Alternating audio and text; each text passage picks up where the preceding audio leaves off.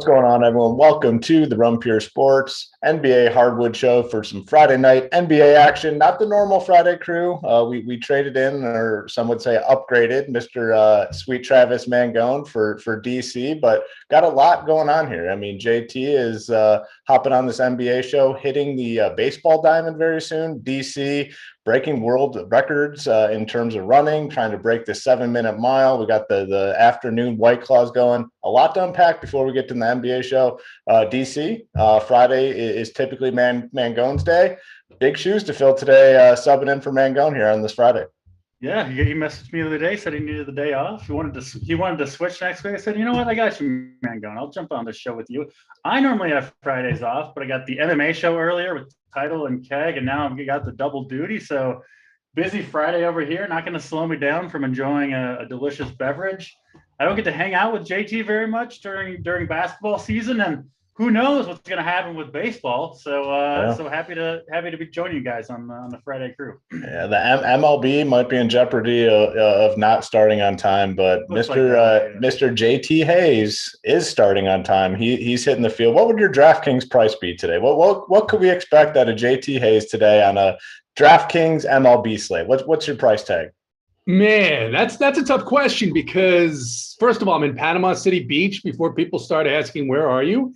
In Panama City Beach, first baseball tournament of the season. Got a game at 6:45 Central tonight. And the price is tough because I'm going to do a lot of different things tonight. I'm going to start the game at first base. I'm going to be probably hitting in the 6th hole.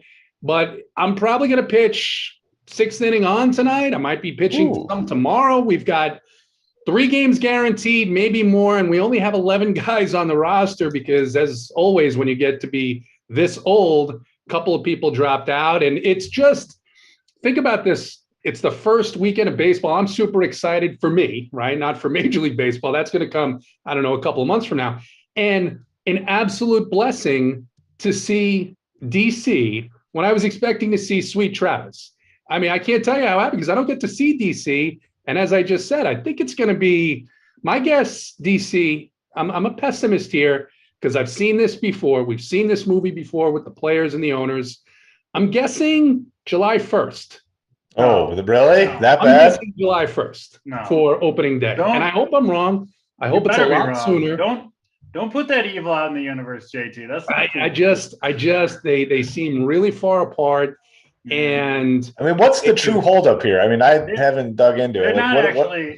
They're not moving together quickly is more the concern for me. But from what I understand, they're it's like a 53-47 owner to player revenue share right now in terms of all the profits that they bring in.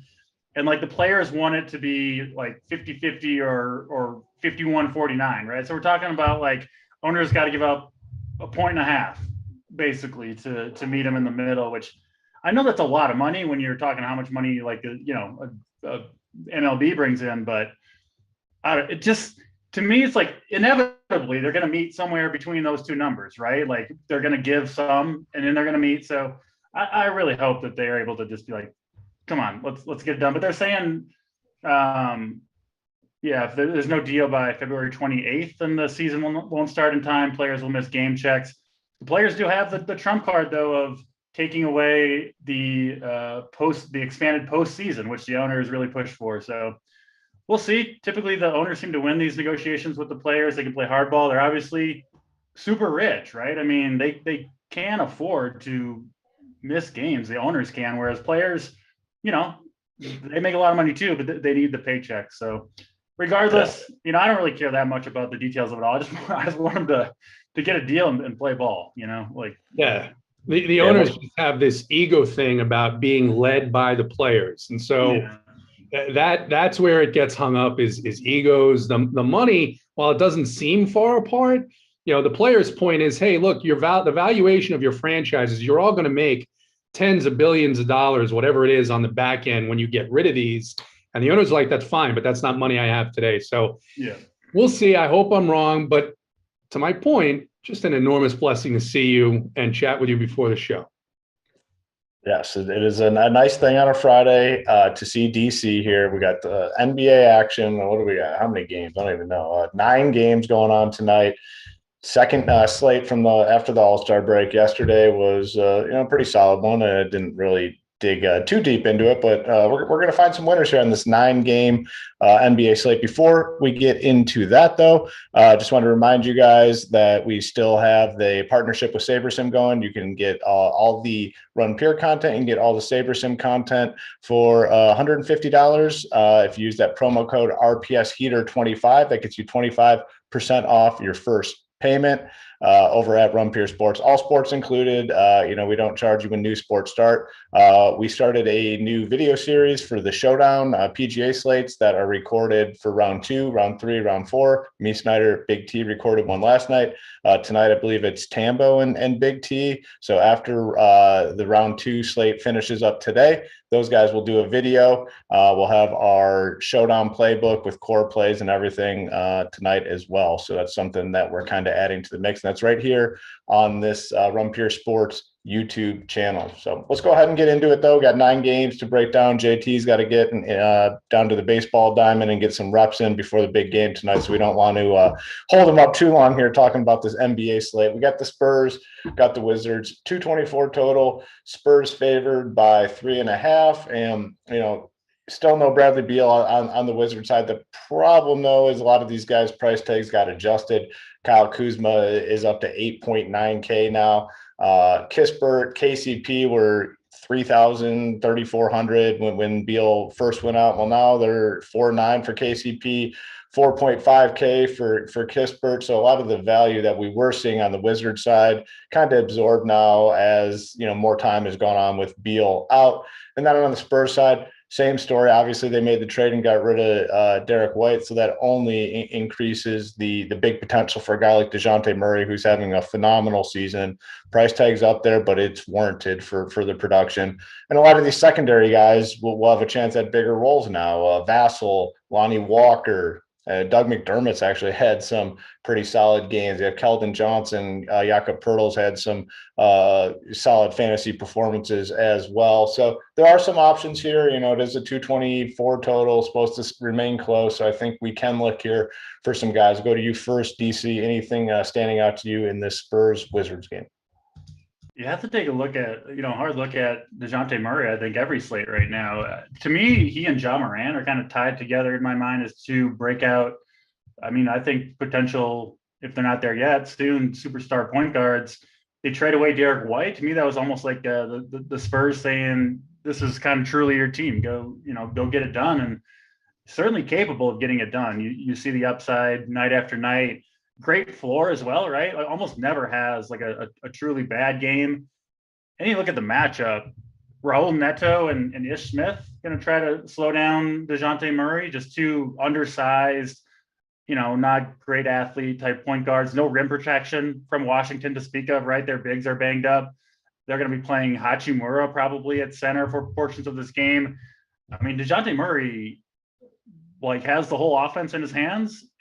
The minutes are always there, and the matchup really couldn't get much better. So I think he is very much in play to be the top scoring player on this slate. Love Murray. The other Spurs, you can kind of mix and match a little bit, right? Like you said, Lonnie Walker has had big games.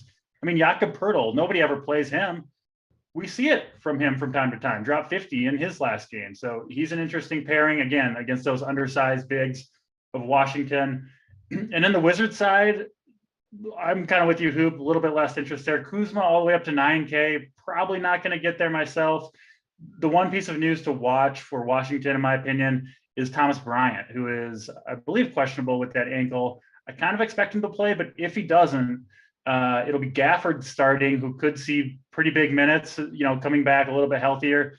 And then, as I mentioned, I think you'd see Hachimura play probably 30-plus minutes, 10 plus of which would be at the 5 at 4K even. He would become an interesting play if Thomas Bryant sits. I talked about Ish Smith kind of when he moved to Washington. I kind of expected some big games out of him, and he's had a couple. Has performed well for them, couple into the upper 20s. But 4.2K, his price is up a little bit now. I just think he's a better player than Neto, so I think he's going to continue to get more run than Neto does. It just kind of depends on how the value shakes out. He could be a play that you go to, but mostly it's a Spurs side led by Murray, who I do think is one of the top plays on the slate.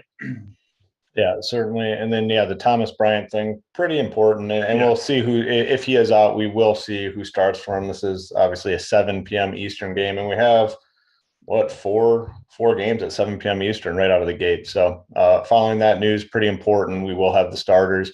JT, any interest in some of these Spurs guys? And then what are you doing on the Wizards side as well? I'll start with the Spurs because a couple of these other guys that are not big pieces, the Josh Primos that take like 8-10 minutes, they're out too. So that's another bump to DeJounte Murray and Devin Vassell. I agree with DC. You look at that price on DraftKings and see 10-8 and say, ooh, man, he's all the way up there now. But when you look at the top of the salaries tonight on DraftKings, you've got Luka in a matchup against the Jazz at a very high price point. You've got Embiid, who has Harden now. You have LeBron, who we'll talk about later. And I do agree. I think DeJounte Murray has probably, of those guys, an equal chance with LeBron of being the highest scorer on this slate. And I'm definitely going to have a lot of him. I like Vassell. I like Lonnie Walker. A little bit less interested in taking chances on some of the other Spurs, although DC did mention Pirtle. He has done very well in some of these matchups. And then same thing on the Wizards side. This split between Neto and Smith, not sure which way it's going to go on a nightly basis. So I'm just going to stay away from it tonight, even though it's a great matchup against the Spurs. And then I do like Rui at 4K either way. 27 minutes in his last game. Rui is probably the guy that I'm going to have more of from the Wizards. Don't know if I'll have anybody else if Bryant plays. Yeah, I mean, for me, Wizard side, 100% contingent on this Bryant news. But if he's in, I just don't love the price. Yeah, maybe Rui should continue to see some minutes. But yeah, my favorite for sure here is DeJounte Murray. And people are still somewhat hesitant to pay this big boy price tag for him. But man, like he deserves it. All right, let's head on to the next one. We got the Thunder. We got the Pacers, 226 total. Pacers favored by 7 in this game. Thunder on a back-to-back. And for me with the Thunder, the mindset's going to be pretty similar, I think, from here on out, unless like Gilgeous-Alexander's out or so. I'm just not going to really come here all that often. They still have quite a few guys that they can go to. They're starting Derek Favors, just not a very fantasy-friendly team at this point on a back-to-back. So not much interest in the Thunder side for me. On the Pacers, though, definitely some guys that I want to consider. We saw Brogdon return. He only played 29 minutes before when was this? This was in January. But he should return to the lineup tonight. I anticipate him playing 30 minutes or so, and at 7.1K, I think he's definitely a guy to consider. Halliburton now all the way up to 8.8K, kind of priced out for me a little bit. I do have some interest in Buddy Hield. And then I want to see who starts. Like if Isaiah Jackson gets into the starting lineup, I would definitely have interest in him. We saw some big fantasy performances for him in the first half of the season when he was in that starting lineup. So Brogdon, Hield, I think are interesting plays. And then in terms of the bigs, I want to see who ends up starting for the Pacers. Stick with you, JT. Thoughts here on this Thunder Pacers game? Yeah, I'm interested to see what happens with the rotation with Brogdon back in there. You got to think that at least it's going to be a little bit less production for Buddy and certainly for Tyrese. So at those prices, kind of tough. Starters important, as you mentioned, at the power forward and center positions to see who we think is going to get the bulk of the minutes. I think there are some other plays here where, because I'm heading out early, I'm doing 20 lineups. I think I'll avoid the Pacers situation altogether. On the Thunder situation on a back-to-back, looks like Favors, at least he was doubtful when I broke this game down about an hour ago. And if Favors sits, you've got Roby and Poku, who are at lower price points in a good matchup, probably going to see 25 to 28 minutes. And I'd have some interest in those guys, but nothing else on the Thunder. DC, thoughts here on this game? Yeah, this game pretty much a wash for me unless we get unexpected news. I mean, the Pacers just getting much healthier. Obviously, they made the big trade for Halliburton and Hield, and they were very, very good to us, especially those first couple games before they were priced up. But listen, you throw Brogdon back in the mix, 25, 30 minutes, whatever it is. I mean, he's not going to just take a back seat to those guys. Part of the reason Halliburton and Hield were so interesting and such good plays because they just kind of took over the whole offense. I don't think it's really going to be the case anymore. They also might get Chris Duarte back, another rookie that, listen, the Pacers aren't playing for anything. He's gonna play minutes, and so I just think these guys are priced too high for me to get there, even in the good matchup. I just need to see how things shake out in Indiana, and with the team, kind of close to fully healthy. I mean, even the bigs. There've been a number of guys that have had big games. Brissett, Jackson, they traded for Jalen Smith, who's a decent player. You've got Trent Taylor. So I just don't know exactly where all the minutes are going to go for Indiana. 9-game slate, probably going to look elsewhere for the most part for this game, unless we get unexpected news. Yeah, it is tough when you start looking at this Pacers roster. I mean, they have just a lot of bodies, a lot of guys that can play. If Lance Stevenson gets in there and plays 20 minutes, that could screw absolutely everything. So yeah, I'm with you. Like, this game does suck. We got 9 total games, some really good ones coming up. So especially as an early game, I don't want to lock into these questionable Indiana players. Before we move on, do us that favor, hit the like button. What do we got? 315. JT, what do we need here? I mean, it's NBA not super popular this time of year, so the viewership numbers might be a little bit low. So what do you think for the likes? We got 315 watching right now. It's amazing NBA is not popular. There's nothing else on. We just talked about the dearth of other sports, but 316, I got to believe that we're going to get to 400 viewers because people are going to get home from work, or they're going to say, oh my goodness, it's 5. I can shut the Zoom window down for work and turn on the Run Pure Sports Zoom window. 285. I think that's fair. Very aggressive, and I like it. It's Friday. I mean, the Eiffel Tower play of the day, Mom's Basement play of the day, Rich Parents play of the day at stake here for 285 likes. Start pounding it. And our girl D-Gas is in the chat, JT. She said it's the soap crew. And I guess we are the soap crew. Those Dove bars work wonders, right? So what's amazing is, D-Gas, for your benefit, because I know you might have joined a few minutes late, told the boys when I hopped on, I'm in Panama City Beach, little road trip. The wife is at home. I took a fresh, unopened box, the bar of Dove soap inside, so I don't have to subject myself to that hideous hotel soap. So it's just the best. It's simply the best. Not only a veteran on the diamond, but a veteran in the shower as well. You love to see it.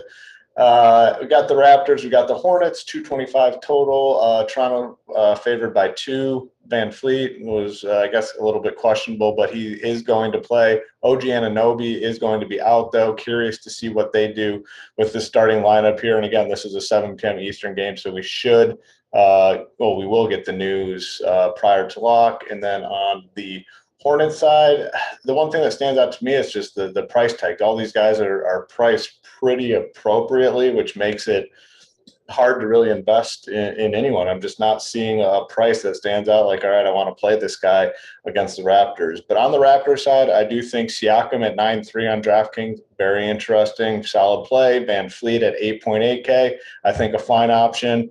Not like building block plays, but if I make a team and they get in there, I'm cool with it. And then I want to see who starts. Birch, if he's in there at 3-1. Thaddeus Young, I think, has a chance to establish a little bit of a role here. He played 21 minutes before the All-Star break. Could potentially get a little bit more. So I do want to see who starts here, but I think that the standard guys are, in play. And then, Scotty Barnes too. Scotty Barnes at 5.8K. I think he's a guy to consider as well. We'll go to you, DC. Thoughts here on this Raptors-Hornets game? Yeah, kind of a lot of moving parts here. A really good game environment for Toronto, obviously going into Charlotte, play the fast pace, don't play much defense. And then you've got OG Anunoby missing out. I think Scotty Barnes at 5.8K makes a lot of sense. I'm wondering if the All-Star break might have done him some good. Again, a very talented rookie, but you do see the rookies kind of wear out, I think, both physically and mentally over the long season. Just not used to it, right? Such a big change from college to the NBA grind. But a whole week off, I bet he comes back rejuvenated. Price is down, 5.8K on both sites, and then you got OG out. So a lot of things looking in his favor. Van Vliet, great spot. A little bit worried about his comments. He missed 2 of the last 4 games before the break. He's saying his knee didn't respond quite as well over the break as he hoped, which could mean nothing, but for a guy who, you need like the 40, 41, 42 minutes from Van Vliet at this price point, right? He's not like a guy that gets points necessarily in bunches, but he's just out there for so many minutes that he typically gets there. But if those minutes are cut back just a little bit because he's not feeling himself or he's not playing quite at the same level that he's used to playing, it can be a tough task, I think, at that price point to get there. So that's a little bit concerning for me with Van Vliet. I think I'd rather try to get the money for DeJounte Murray, if I can find that 2K. And then the Hornets, I think maybe one thing that people will overlook is the return of Cody Martin here. They were getting really, really thin in the backcourt. So it was getting to the point where LaMelo and Rozier were playing like 41, 42 minutes in most close games. I think Martin will play 25 minutes and kind of cut into that just a little bit. Tough matchup against Toronto. A little bit not as high on Charlotte. I think these minutes are going to start to get spread around a little bit more. And then you go to the Toronto big men. They've kind of got a lot of guys there now. I mean, Siakam can play the 4. He can play the 5 as well. And you also have Birch, Boucher, Thad Young, and Precious. Like, that's like 5 guys splitting the 4 and the 5 minutes. I don't necessarily know where the minutes are going to go between those guys. So it's hard for me to pin one down. I actually think the guy that I have the most interest in is Thad Young, who I think fits this Toronto team well. They do like to run. This is the perfect style of game for Thad Young, right? Up and down the court. And I think Toronto could potentially play some smaller lineups here where it's Siakam at the 5, because Thad Young can play the 3, 4, and 5, whereas those other bigs for Toronto, right, like Boucher, Precious, Kem Birch, they're kind of strictly big men more so than Thad Young is. So he's the one I lean to if you need savings at 3,600. You might. The value tonight doesn't look that great so far. But, yeah, kind of a complicated game, and probably one I won't end up with that much exposure to. I think Scotty Barnes, my favorite overall play, kind of right there in the mid-range.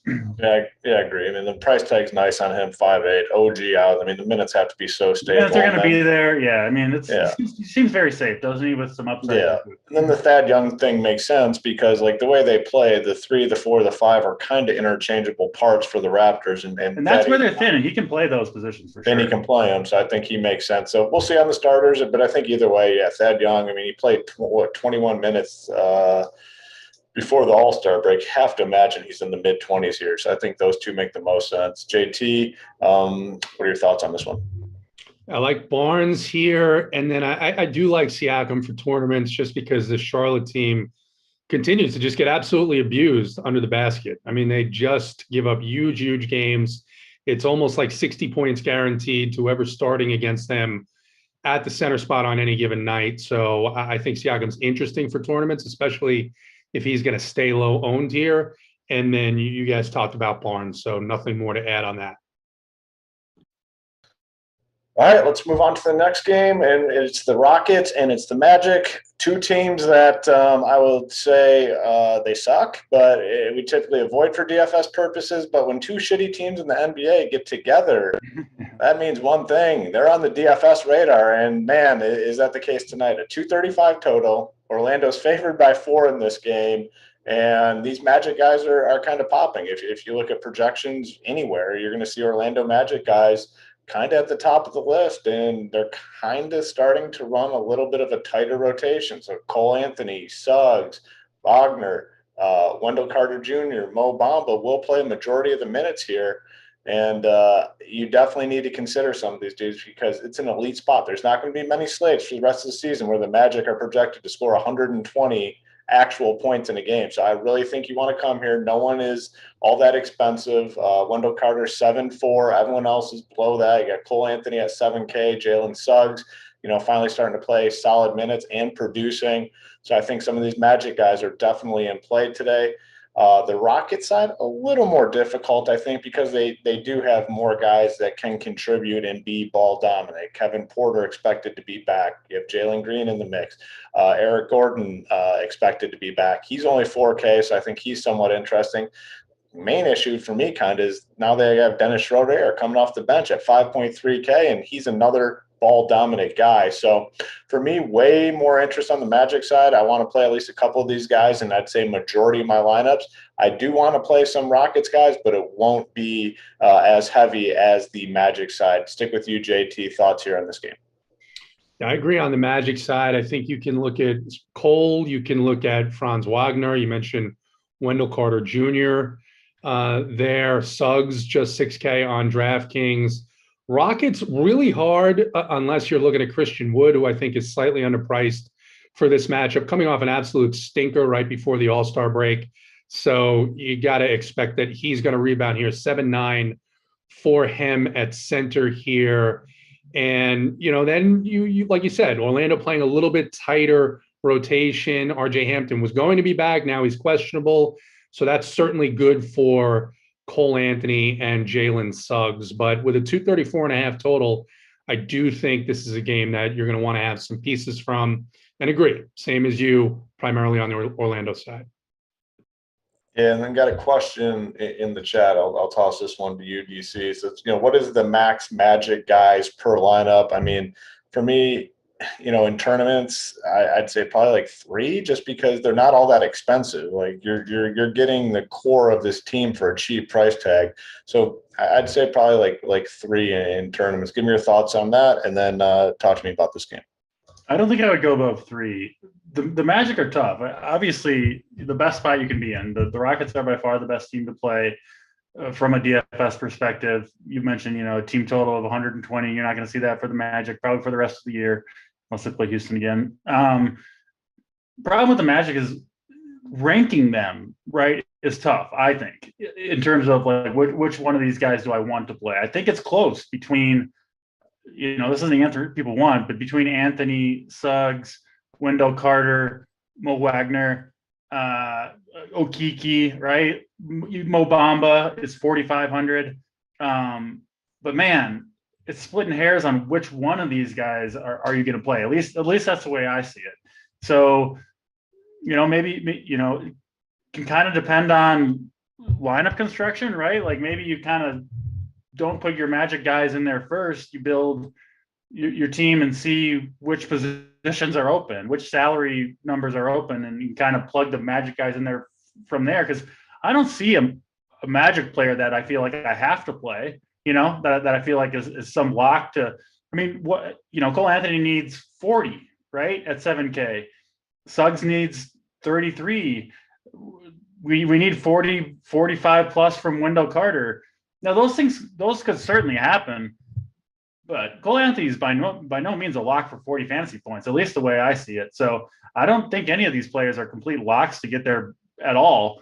So I don't know. I kind of agree with you. Like no individual guy stands out as like, this is the guy I need. And that's but like at the end of the night, I feel pretty confident that a couple of these guys have big games.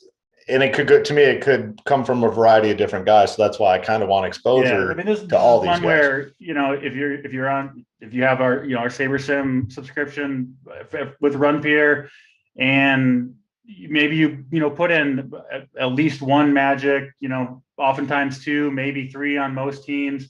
And if you're playing a lot of lineups, this is one of those situations where I do think you kind of have a little bit of advantage because you just get exposure to all these guys.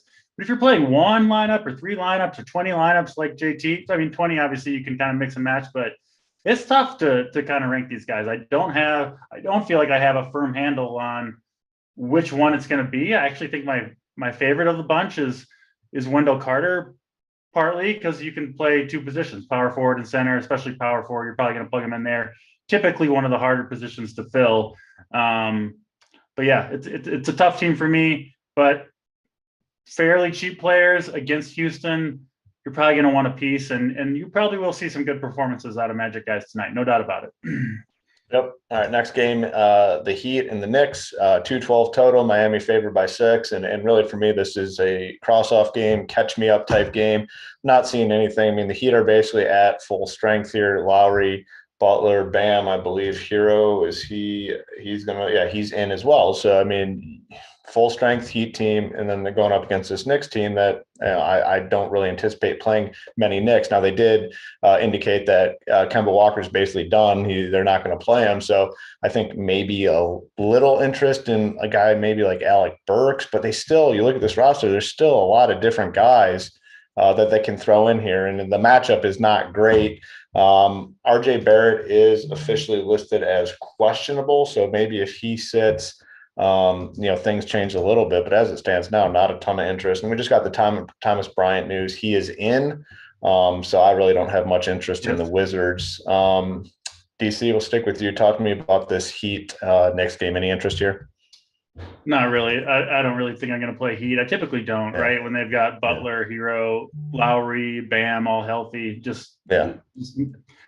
If you had to play one, it would be Jimmy Butler, just because he's still the best player on their team by a decent margin. He would be the guy I think that could do the damage, but probably won't get there tonight, honestly. Heat are turning into one of those teams for me when they're at full strength. There's just not a ton of appeal in them for fantasy, and the team they're going against, not a ton of appeal because they actually play solid defense as well. So it's kind of one of those situations tonight. Like I said, if RJ Barrett's ruled out too, then maybe circle back and look at a couple Knicks depending on who gets the start. But as it stands now, I just see no interest in either side of this game. They said RJ Barrett was a full practice participant. Yeah, so he'll probably be in. So, I mean, I would expect him to play here after having some time off for the All-Star break. If so, probably going to be a pass for me on the Knicks and the Heat side. So, I don't really need to elaborate. I'm probably not going to go here. JT, you seeing this one any differently? No. And when I did my first pass, I liked Hero's price at 5.9 on DraftKings. But when you look at some of these other plays on teams that have a lot fewer bodies, Hero really just doesn't make sense here. All right, let's move on to the next one. Solid game to actually watch. 76ers, Timberwolves. James Harden is making his appearance for the 76ers tonight, facing this Timberwolves team. We got a 230 total here. 76ers favored by 2.5. And this, to me, is probably one of those situations on the 76ers side. I'm just going to wait and see how this one plays out. I'm not going to jump into James Harden here. Probably not going to jump in on Joel Embiid. I want to see how they play with each other and the rotations and whatnot. Fine taking the wait and see approach on that situation. Timberwolves, we talked about it. I believe they played on yesterday, so it's just so tough to play these guys when Russell's in, when Edwards is in, when Cat's in. Have a deep bench now. A lot of guys that they go to, just not a very appealing team for DFS when everybody's in. So for me, I mean, this looks like a great game on paper. 76ers, Timberwolves. I'm excited to see it. I'm excited to see James Harden in that 76ers uniform, but I honestly will not have much exposure, if any, fantasy-wise. JT, you got any interest here? No, I mean, I should be able to get out by the time it's the fourth quarter and take a look at the end of this game, but agree the exact same thoughts on Philly is that I'm not going to pay those prices because it's going to be a different type of ball movement there in Philadelphia. Want to see how that plays out. And then with Minnesota on a back-to-back, it is a bigger rotation than it has been. And I just normally don't play a lot of guys against the Sixers anyway, and I don't think I'm going to do that here tonight. DC, what do you got here? Yeah, I agree with you guys for the most part, but I do think that's going to be kind of the sentiment around the industry, and I don't think you'll see ownership here. So I'll talk a little bit. I was on Jaden McDaniels for the Timberwolves, who I am very high on going forward. Yesterday, he was disappointing. He had 5 fouls. He came in for a shift in the first half, committed 3, pulled from the game. Got back in the third quarter off the bench, commits a foul, immediately back on the bench, so only plays 16 minutes. They put him back in after that. You could kind of see, I think they wanted him to play 25 plus minutes most games. He's 3,700. I think the matchup's fine. And then just talking from a general sense, I mean, the Sixers are going to just be hell on opposing big men who have to defend the rim, because the Sixers offense going forward is going to be Joel Embiid taking turns in the post, and then it's going to be James Harden isolating and driving to the hoop, drawing fouls. Embiid has shot like averaging like 14 free throws a game over the last 4 games. We know Harden shoots more free throws than just about anybody. And I mean, imagine what Cat has to deal with, right? One possession, it's Joel Embiid backing him down. And then the next, it's Harden barreling down the lane. He's got to try to defend that. And then you've got Cat, who gets a lot of, I think he's among the league leaders in offensive fouls anyway. He's very offensive foul prone. So I think Cat could very well end up in foul trouble early on in this game. And if you're looking for a sleeper, Naz Reid is Cat's strict backup. He plays every minute that Cat is off the court. He's 3,300. He's a productive player on a permanent basis. Nobody's going to play him, but it makes a lot of sense. Cat could easily get 2 fouls in the first 3 minutes of this game. You get Reid off the bench for, I don't know, 18 minutes in the first half or something crazy like that. Again, it's a tournament play, but he's 3,300. He's getting you 20 fantasy points most nights anyway. So I think he's a sneaky play for me. I'm going to play him on some lineups. I'd like McDaniels. And then D'Angelo Russell, I think, is somewhat interesting too, especially if you're, going that route and you think Cat could maybe get in foul trouble. Russell coming off a 50-burger. I could see him having a big game. Those guards for Philadelphia, outside of Thibault, are not very good defenders. So Russell at 7,300, I think, has some upside for very low ownership as well. So I do think there are some kind of sneaky tournament plays here. Nothing I would look at in cash games or anything like that, but some Timberwolves guys, I could see this game going a little wonky for the Wolves, perhaps, if Cat gets in foul trouble early. Maybe you can take advantage of that in tournament lineups. Yeah, just getting some more news. Got the Pacers news. Nothing too surprising. Brogdon in, Goga in, Isaiah Jackson in, Duarte game time decision. So we'll see. And yeah, it's a pretty muddied situation, at least for the bigs, because they do have a lot of different guys they can go to at the power forward and center position. Got the Magic starters, basically the guys that we expected: Anthony Suggs, Wagner, Wendell Carter Jr., and Mo Bamba, all in play to some degree tonight for sure. It's a really good spot for them. Mavericks and Jazz, 217.5 total. Jazz favored by 5.5. And, for me, it's the same story almost every game with the Jazz. When they're at full strength, I just don't see myself coming here all that much. So many guys to go to. So much usage to a lot of high usage guys. You got Clarkson coming off the bench. He likes to chuck. Just not a very fantasy friendly team. And it's been the case for the last couple seasons. When they're at full strength, I'm fine being off them. On the Mavericks side, if they do keep this game competitive, you have to imagine that it's, through Luka. He is 11.8K though, paying a premium in a pretty difficult matchup. So I don't know. I mean, again, not a really appealing game for me. The next couple, I think we have some solid plays to discuss, but another game that I don't see myself landing on all that often. JT, what are your thoughts here on this one? Yeah, I mean, pretty much see it the same way. I'd rather play some of the other spend ups than I would Luka. Luka can drop 70 any given night. This is just, not the type of matchup that I'm interested in taking that risk. If you're doing 150, you should absolutely have some. Other than that, I'm not going to touch the Mavericks. They, seem to have a lot of bodies. And on the Jazz side, it looks like Donovan Mitchell's popping a little bit, 8,700 for him, but I just don't know that I'm going to get there. I think there are some other plays here that I like quite a bit more. DC, any interest in any Mavs or Jazz for you tonight? No, I mean, I recommended against Luka, in his last game against the Pelicans, just because I do think his usage and production is going to go down when Brunson and Dinwiddie are healthy. Obviously, that did not happen. 84 fantasy points there, but I'm going to stick by that take, at least for now. Maybe Luka will prove me wrong. Maybe he's such a dominant force that he'll just say, nah, this is my team. But even looking at the stats, he's going to have to share the ball more than you're typically used to seeing it. You're not getting a discount from him at 11.8K. If you want to play him, go ahead. But I'll take DeJounte Murray over him tonight, especially given the difficulty of the matchup on the road against the Jazz. So that's the way I see it. Again, these teams, a lot of trades, moving parts. got to see how it all shakes out.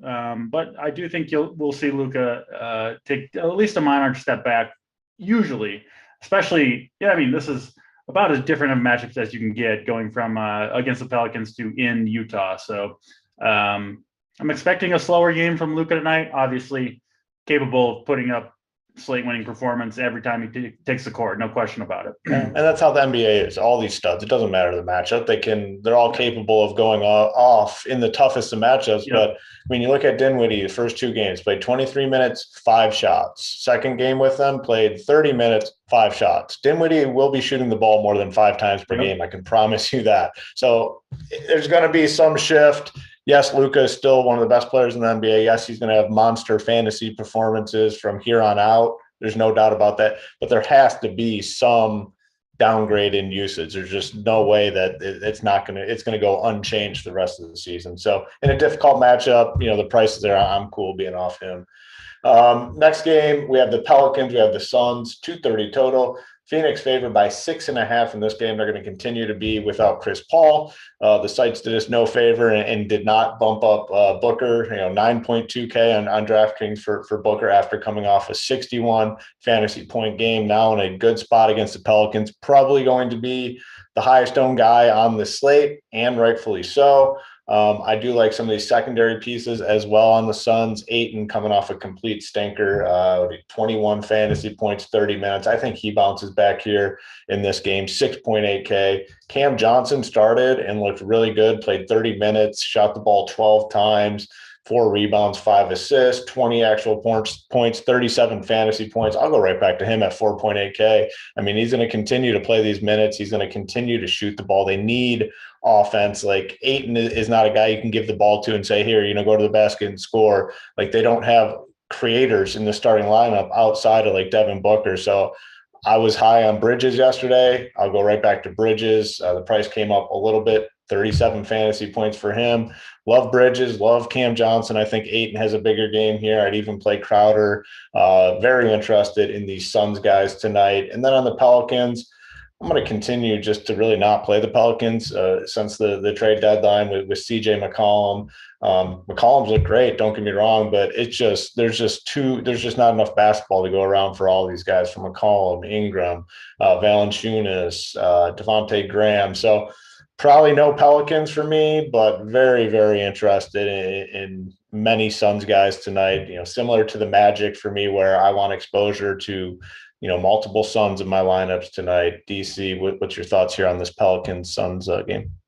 Yeah, I mean, we all said it yesterday. It's not breaking any news, but Devin Booker he was a lock yesterday, and he's actually, I would say, even in a bigger lock today, especially starting at point guard, right? I thought they would start Elf or Holiday at point guard. They went with Booker, which just even more solidified it. You saw it with 12 assists. He's going to be the lead scorer, the lead ball handler. And, you said they did us no favors. I'll take the favor. I was going to play Booker no matter what his price was. So I'll take the 2K discount on what should be an 11K player in this matchup, frankly. 60% of players will play him. That's fine. 40% won't, and they're behind. That is a good point. That is a good point. So you sometimes take the free square and move on, because there will be people that don't play him. And I agree, he's a $2,000 too cheap. Tonight. Yeah, you could argue he should be the highest priced guy in the slate. I think I wouldn't push it back at all if someone wanted to make that argument. So Booker's going to be in my lineup. I think he should be in everybody's lineup. He won't be, so take advantage. Cam Johnson, an additional bump with Aaron Holiday out, right, who did play some big minutes. Elf didn't even get in the game. It was, Booker running the show whenever he was out there, and then Holiday for the few minutes that Booker wasn't. I do assume Elf will get back in the rotation strictly as a backup to Devin Booker here. Don't play Elf, though. He's not going to, he got benched and didn't play at all. He's just going to play the 8 to 10 minutes that Booker's off the court. But what that does do is Holiday's absence, I think, does solidify guys like Johnson. You can look at Bridges. Not going to the big men for Phoenix. We kind of saw Ayton have a slower game. Valanciunas, tough defender, not going there. But I do think the Pelican side is interesting in CJ McCollum. I know he's 8,600. He's at over 50 in three of his last 4 games with the Pelicans. They benched Devontae Graham. I talked about this on previous shows. It seemed like Devontae Graham's been like looking for an excuse to take a backseat all season. Now he has one with McCollum there. McCollum's a point guard. He's starting a point guard for this team. And, you look at the matchup with Phoenix, you say, oh, they're tough on point guards. That's with Chris Paul. Now it's Devin Booker starting at point guard with Alfred Payton backing him up. That's a good matchup for McCollum, especially when you consider the only other creator that the Pelicans have out there with McCollum is Ingram, who is going to have maybe the best wing defender in the league, and Mikal Bridges on him all game. Bridges is he's like the fourth favorite to win defensive player of the year. He's a fantastic defender, and that's going to, it should, and I think it will push the Pelicans to rely even more on McCollum over Ingram, which is kind of, one of the things you could push back on McCollum anyway. So I like Booker's not coming on my lineups, but I like McCollum too. Maybe goes a little bit under the radar. People don't like that $8,600 price tag, but this Phoenix team not going to be the same defensively without Chris Paul. I think McCollum could kind of go, possession for possession with Devin Booker. Very, very similar players, right? In somewhat similar roles. And I think this particular matchup against Phoenix kind of favors McCollum right now with Bridges, I assume, on Ingram all game long. So that's the way I see it. I think McCollum could be one of the sneakier plays, and I frankly expect a really big game out of him tonight. Yeah, I don't think McCollum will get much ownership, mostly because of the price tag. People haven't been playing him, and now the price tag is higher. But like you said, this is not the worst matchup. I mean, no Chris Paul. Their defense is going to suffer a little bit. So I don't hate that, especially if you're going super heavy on the Suns. They can't move Bridges off of Ingram, so it's going to be Devin Booker, Peyton, or Cam Johnson, who I think McCollum's going to cook any of those guys, frankly. So I think it's going to be a fun one to have Booker and McCollum on your lineups and watch these guys, pour in 30-plus real points each. Yeah, I got some, I think, relatively significant news. Josh Giddey ruled out for the Thunder. I don't know. I mean, are we going to SGA? I guess, it's probably only him, though. I mean, they still have, Trey Mann's pretty expensive. Any quick thoughts on that, DC? Yeah, unexpected, right? Giddey, I don't think on the injury report. I guess it's a hip or something. Kind of. Yeah, I like SGA when Giddey's off the court for sure. Ty Jerome's also out, so Trey Mann should also. Gosh, they have no ball handlers. Yeah, I might have to reconsider SGA here. Played 35 minutes last night. They're also missing Dort.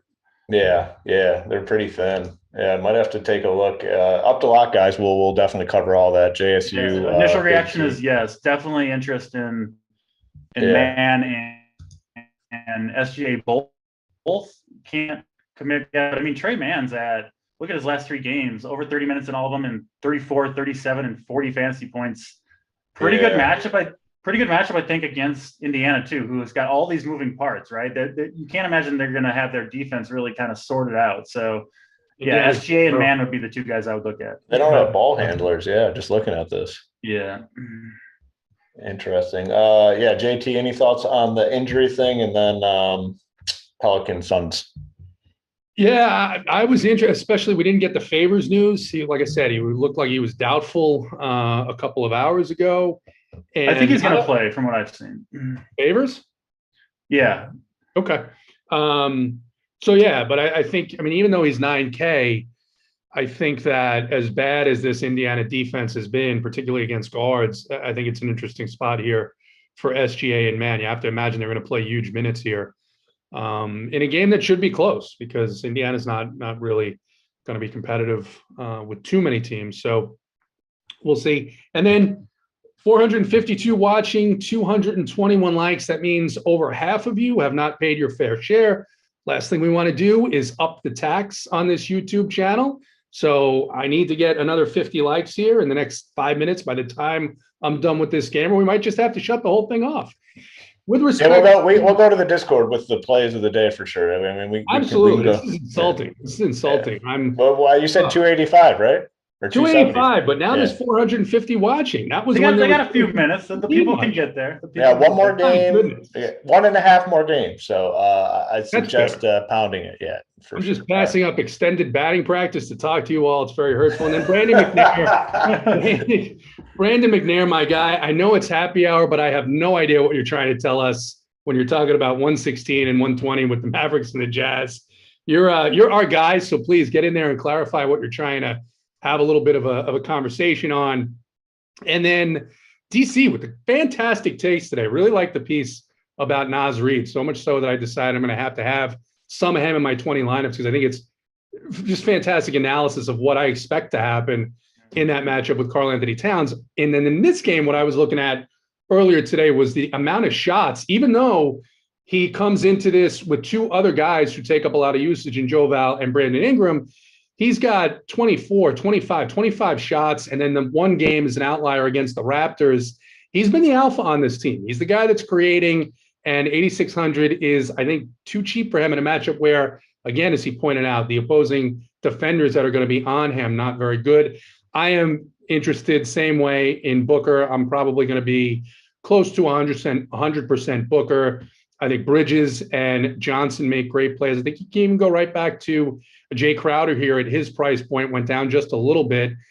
This Pelicans team been giving up a ton of points.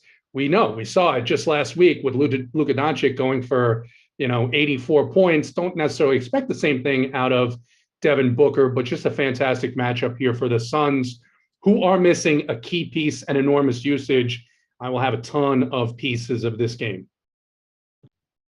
Got the Raptors news. Van Fleet is going to play. We did expect that. And then Kemp Birch is going to start for OG. 3.1K. I think we all kind of agreed more interest probably in Thad Young in that game. Last game on the docket here, got the Clippers. We got the Lakers, 220 total. Lakers favored by 3. Big news here, obviously no Anthony Davis. Assuming Dwight Howard draws the start, he is 3K. Just never know how many minutes he is going to get.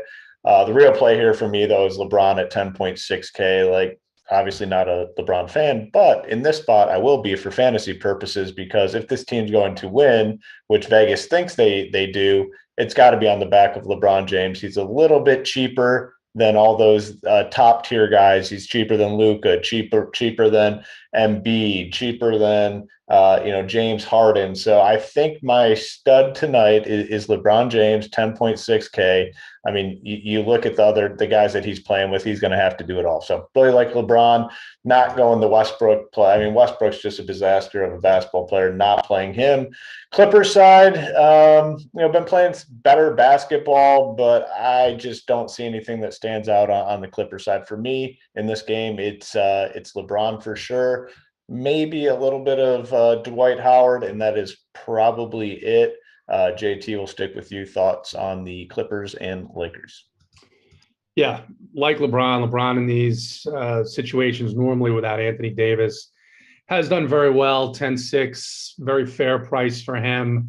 I do just this game, the total is a bit low though, and I'm still probably going to be over on guys like Murray and Booker and CJ. I will have some LeBron, and then I think Malik Monk is fairly priced for this matchup. I think they're better priced guards. Carmelo Anthony, a little bit of interest to me at 4.9 without Davis.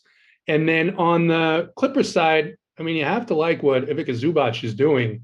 5.0, he's finally getting the minutes, and I like him. And then the other guy that I think is going to have almost no ownership, but is a value piece here, Robert Covington, all the way down to 3.5K on DraftKings. He was closing games. Last game they played, they absolutely destroyed their opponent. His price went all the way down, almost minimum on DK. I expect he's going to get 20 to 25 minutes, and he could eclipse 30 DraftKings points here. So I like Robert Covington as a value piece on the Clippers side. All right, let's see where we're at on the likes. We're at 271. If you want the plays of the day, you know what you got to do. DC, Clippers, Lakers. What do you got? Yeah, Lakers. I mean, it's just LeBron or bust, right? Like he's tough to fit. I love Murray, DeJounte Murray. I don't want to come off Devin Booker. Talked about McCollum. Now you've got SGA into the mix. I think is a very strong play from the Thunder. So you can't play them all, at least on one line if you can. I have no problem.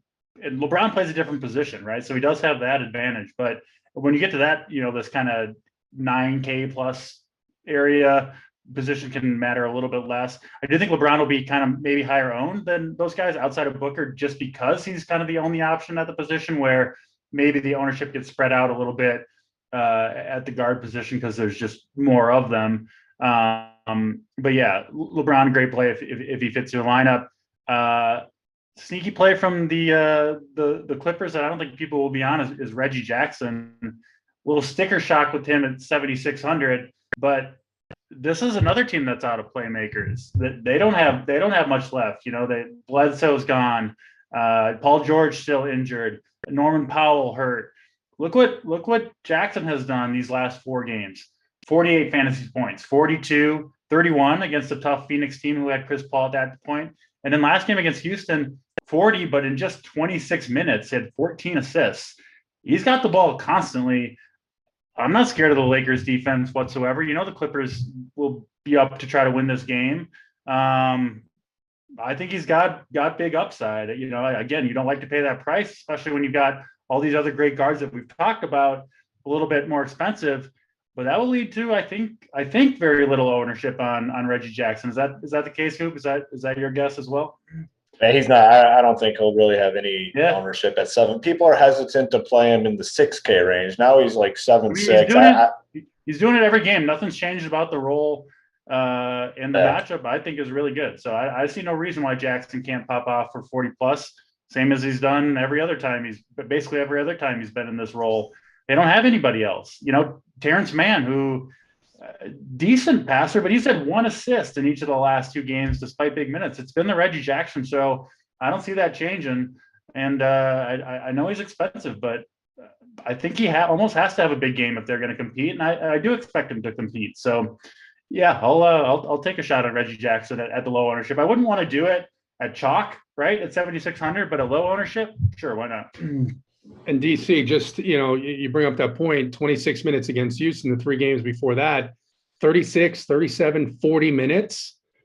That's pretty good. Pretty good number. In a fantastic role, high usage, primary, like as much of a primary playmaker ball handler as any of these other guys right now on this team. He's not as good of a player as those other guys, but his role is the same, and right now he's performing in the role. So yeah, I think that Houston game was a blowout too. I mean, in a close game, he was on his way to 60 in that game. Yeah. I mean, in a close game, he's playing 37, 38, up to 40 minutes. I like that call, man. I don't think much ownership at all. That's definitely a good call.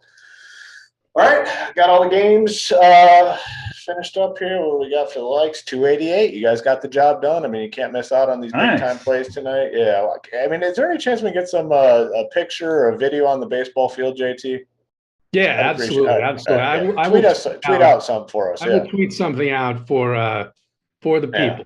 I know, and then a couple people in the chat earlier, I can't find it, not sure the names, but they said they are from the area and play baseball if you need any backups tonight. So I saw softball. I saw Jay Burton. He says he comes down and plays softball down here, and that's fine. Softball's nice. It's fun. It's good. You're the real deal, though. I mean, you're fast pitch baseball. There's been much discussion about JT Hayes' heater. Well, you're still touching 80. You were claiming. Well. I'm first of all, that's true, and that's more impressive than my 7-minute mile. I'll say that. I don't know about that because when I was younger, it was a lot better than that, and I don't know if that correlation of how much that should have gone down is the same. But sure.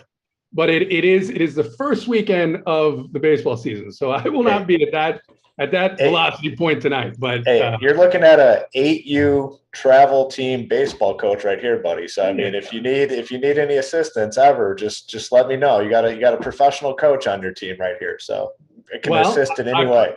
Maybe I'll see if I can get a little video of the swing taken, one of the at bats. We'll put something out there and tag you guys so that you can. Is your Twitter profile pic? Is that you smashing a baseball? That's me, baby. Yeah, it's the real deal. All right, let's get to the plays of the day so JT doesn't miss out on too much of that batting practice. You guys got the likes. I'll go first with the rich parents play of the day.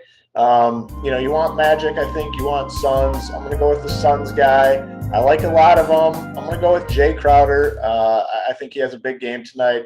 Fair price tag, 4.6K. Can get it done in a lot of different ways. Knock down the threes, grab rebounds, whatever it may be. I think he's in line to play a lot of minutes. I mean, the Pelicans play big, so I don't think they're going to have the option here, the Suns, to go small. So like Jay Crowder, rich parents play of the day. Let's go to the mom's basement. You can get all the baked goods that you need. You can get the microwavable goods, the pizza rolls, what else we got down there? The little pretzel things. A lot of options in mom's basement, but we need the play. So we're going to go to DC, mom's basement play of the day. Who do you got for us? A full freezer, frozen goods, all the different pizza varieties. That's what we're looking at in the basement. Yeah. I'll go for a guy in a new role, CJ McCollum, taking over this Pelicans team. I think he's going to go pretty far under the radar, given the options at guard.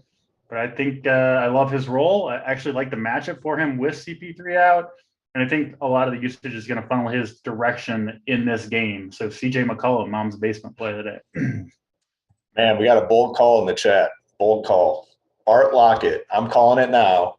JT Hayes, double dong on opening night. Let's go. Things you would absolutely love to see. Man, is there a chance of the double dong?